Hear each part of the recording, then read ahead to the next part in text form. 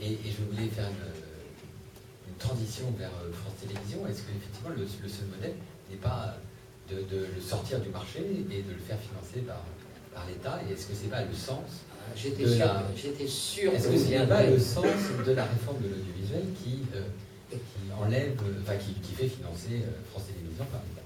D'accord. Je me disais à quel moment va-t-il venir à cette question obsessionnelle.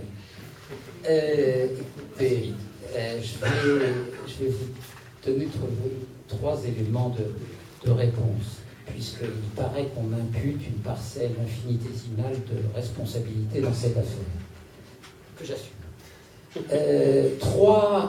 Au fond, trois reproches ont été faits lorsque le président de la République a fait cette annonce. On a dit 1. Le service public va être affaibli. 2. C'est un cadeau à ses copains.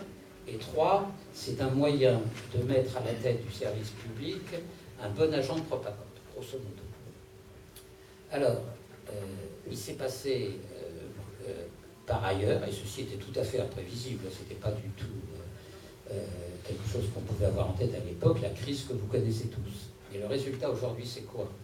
Le cadeau, loin d'être un cadeau, puisqu'on voit ceux qui étaient supposés en bénéficier multiplier les procédures à Paris et à Bruxelles pour s'attaquer à une décision prise par celui qui était supposé, au titre de l'amitié, les servir. Je ne sais pas s'il y a eu des périodes où le groupe Bouygues a été aussi allant pour attaquer l'État français que depuis que Martin Bouygues voit un de ses amis à l'Élysée. Ils font feu de tout bois. Donc apparemment, ils ne doivent pas considérer qu'ils sont gagnants. Et c'est vrai que le mécanisme qui est la taxe sur la téléphonie mobile et la taxe sur les recettes de pub, en réalité, n'est pas la définition classique du cadeau fait à une chaîne de télévision ou à un opérateur de mobile. Deuxièmement, on avait dit, donc, le service public serait le maillon faible, ses ressources ne seraient pas les plus stables et ne prendraient pas autant que celles du privé. Et donc, c'est une mesure libérale à tout crin destinée à aider le service public à mourir de sa belle mort. Tous les présents savent qu'aujourd'hui, compte tenu de ce qui s'est passé de la crise, le service public est le point d'ancrage le plus stable du système. Donc, la vie, à l'instar de l'histoire, est parfois pleine de ruses. Alors, quant à la nomination. Je vais vous dire pourquoi, à mes yeux, il fallait enlever la nomination au CSA. C'est tout à fait simple. Et il y a dans la salle des gens qui ont bien connu le CSA. Vous ne pouvez pas avoir quelqu'un qui exerce une fonction exécutive importante dans une entreprise qui puisse être candidat devant le CSA. Parce qu'il perd son job instantanément. Donc vous avez le choix entre des francs-tireurs, des fonctionnaires ou des chômeurs. Alors, il peut y avoir des francs-tireurs de qualité, il peut y avoir des fonctionnaires de qualité, il peut y avoir des chômeurs de très grande qualité. Mais si vous vous dites, c'est une entreprise très lourde, c'est une entreprise de 11 000 personnes, c'est une entreprise qui aurait besoin d'un influx managérial qu'elle n'a pas connu, qu'elle n'a jamais vraiment connu, pour des tas de raisons qui ne viennent pas aux hommes, vous ne pouvez pas passer par le CSA. Vous ne pouvez pas, vous ne demandez pas, prenez ceux d'entre vous qui ont des fonctions exécutives.